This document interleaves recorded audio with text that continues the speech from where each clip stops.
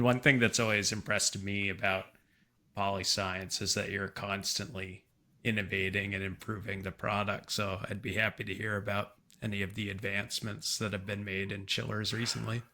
Particularly in your line of chillers, we integrated into those a large full touchscreen display, which is really intuitive to use. I mean, if I don't have to read the operating manual to figure out how to use it, that's always a good thing. And from the first second I walked up to that, I'm like, okay, temperature pump.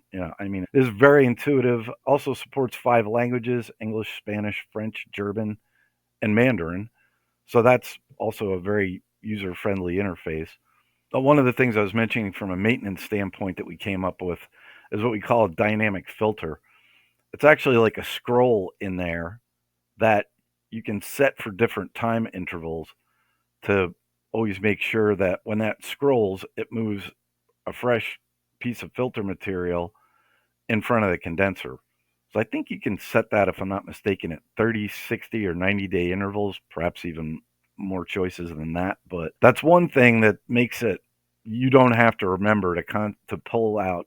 I mean, you still could put a passive filter in there if the customer so choose, but it eliminates the fact that you have to think once a month, I better pull that passive filter out of there and run it underwater and let it dry out. Because I'll tell you what, David, I do have a room air conditioner in one of my windows, and I would be lying to you if I told you I took that out every 30 days and cleaned it out. So even I should know better. Just so that dynamic filter really helps from a maintenance standpoint. Another thing we did from a maintenance standpoint, which will prolong the fluid life, is there's now a UV light in the fluid path inside the filter. So that light is constantly on, and what that will do is any microbes or bacteria that builds up in there, it will kill them.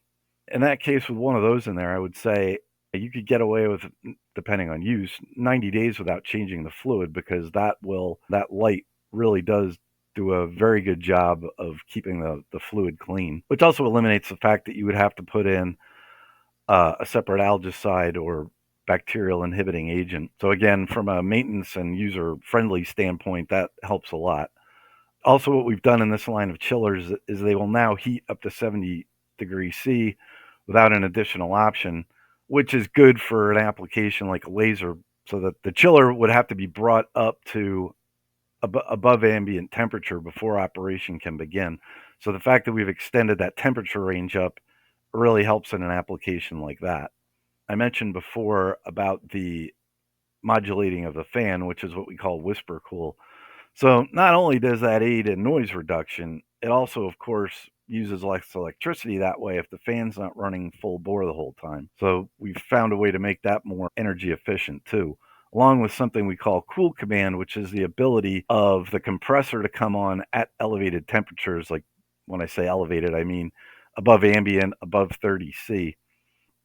If you demand for cooling at, say, 40 C, the compressor will come on at that temperature without already having to be on. In the past, the compressor would basically always run in order to be able to meet that demand at a higher temperature. But now it won't engage until it's actually called for. You've probably noticed that we've put the fill for the reservoir on the front of the unit, whereas before it was on the top. So that, again, if it's tucked in underneath a bench or somewhere, you don't have to pull the thing out in order to refill it. So